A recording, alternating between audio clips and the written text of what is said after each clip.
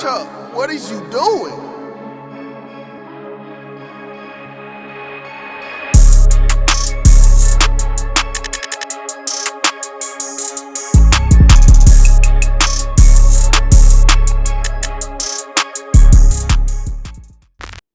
So these beats, basically the Marvel movies of the beat making world.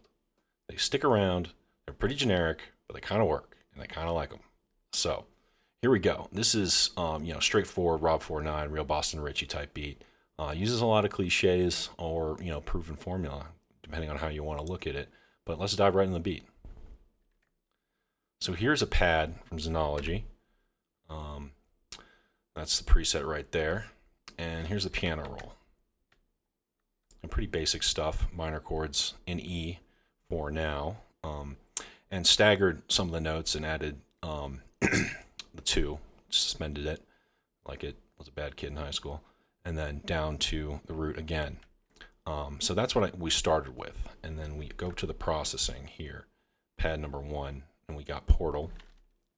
Of course, people seem to have their opinions about the usage of Portal, but I like it and I find it enjoyable. So this is a preset from VM. I always like to check what's going on under the hood, and then also mess with these macro effects because that can really change the sound and how intense different things are. So in addition to just scrolling through presets, kind of go in here and check what's going on and mess with that. But I don't really know what's going on. So moving on. So after I played that, I'll let you hear it first.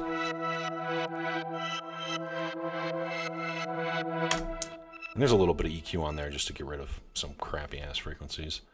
So it gets rendered out to this, which I reversed. So here it is not reversed. Yeah, you just heard that. So I reversed it and then chopped just using the first half of it. So here it is what I eventually used in the loop. And I pitched it down to C sharp because C sharp is the best key, obviously.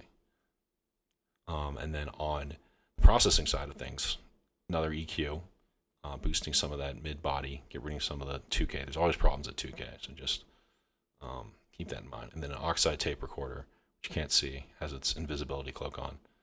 And then Imperial Labs Distressor, which is the best compressor out there, and adds a little bit of distortion to it. So definitely recommend checking out Distressor if you're looking for a good dynamics plugin.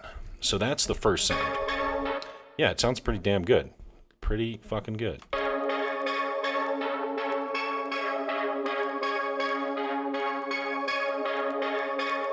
Yeah, I like that. I was very, very pleased with the results so far.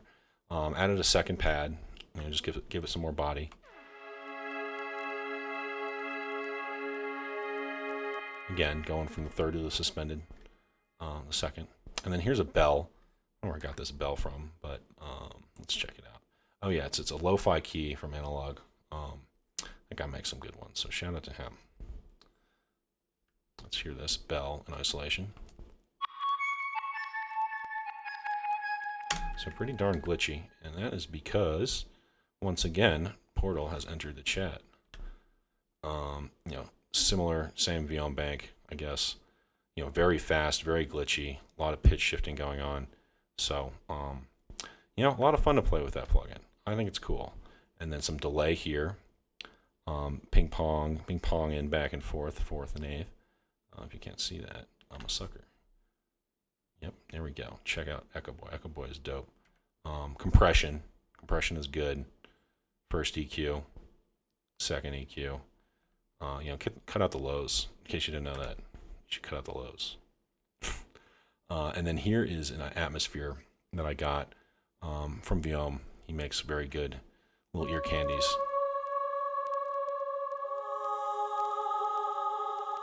So we got some ladies singing.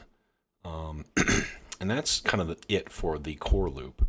And then I add some dynamics, or interesting stuff to this. I added this multi-key.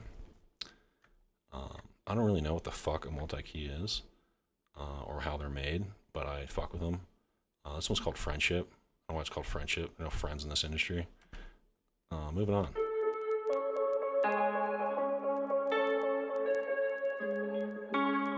Yeah, very cool. Very textured, very creepy. I like it.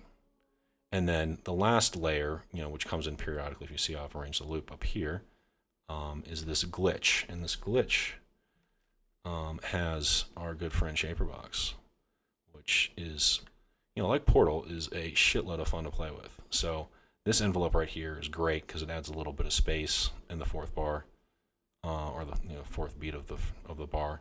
And a rising filter, change in width, some panning. Just kind of gives it a little bit of movement.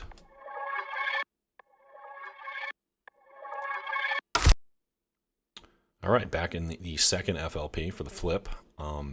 Yeah, my computer was about to turn into Chernobyl with all the CPU usage in that last FLP. But let's take a look at the intro. So grabbed a fresh, unique portion of the melody right here, so I can add a pitch shift into the melody like so.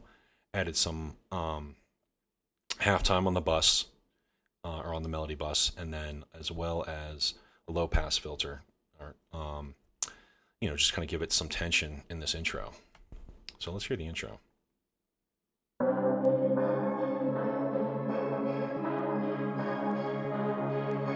Chuck, what is you doing?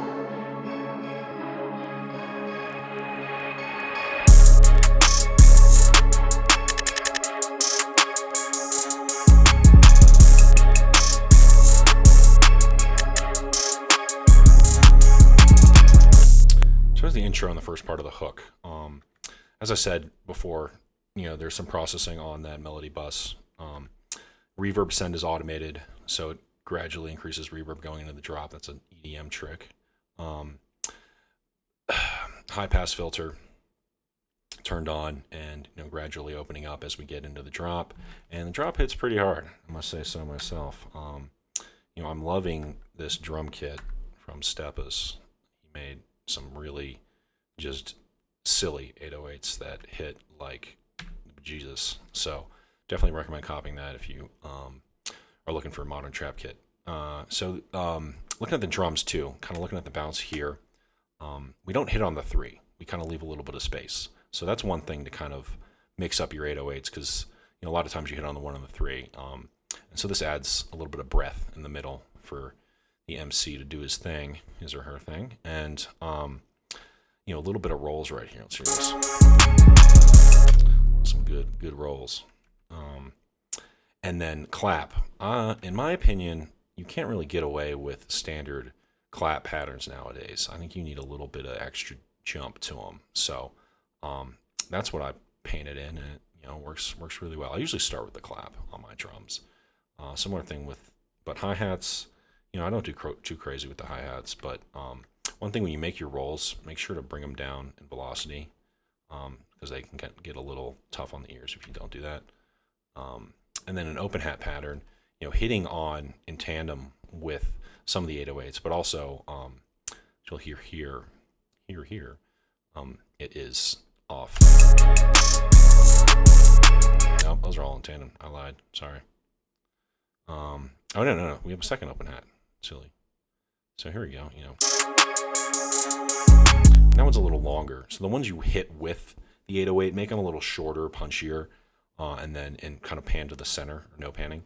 And then ones that, hit on off beats or not with the 808s, pan them to the right and make them a little longer, a little more character to them.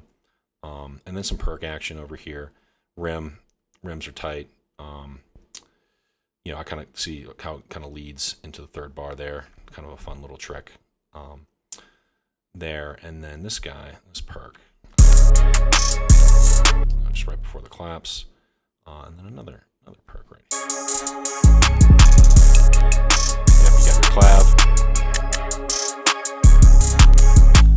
So that is the first part. And then we drop into the verse here. And, classic. Let's hear the drop. So drop the hi-hats in the last part of the hook, drop the hi-hats, drop the clap on the last bar, and just the 808 rolls. So let's hear how it sounds.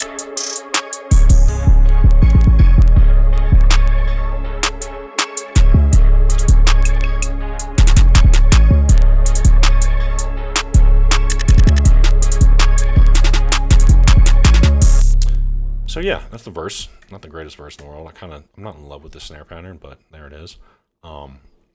Belated entry for the hi-hats. Different pattern, a little less going on, which I like doing in the verse section. You know, just trying to add a change up, throw a curveball, but you don't want to be too different. And then similar thing here with the 808 pattern, but you know, we're hitting on the 3, so it's a little more active.